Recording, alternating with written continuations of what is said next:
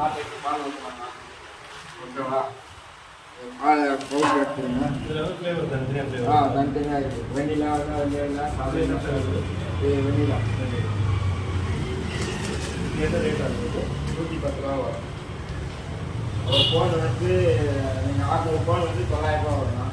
900 ரூபா மைனஸில் எங்கே வெளிப்பாட்டில் இருக்குது. நீங்கள் கோயில் பால் வந்து ஐஸில் ரொம்ப இதுவாக இருந்ததுன்னா நல்லாயிருக்கும்.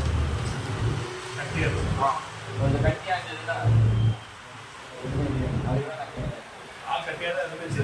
சரி கல் மருந்து அதில் போட முடியாது. இல்லை இல்லை கட்டி அந்த ஒரு இது இருக்கணும். சின்ன சின்னதுன்னா உங்களுக்கு நல்லா இருக்கும்.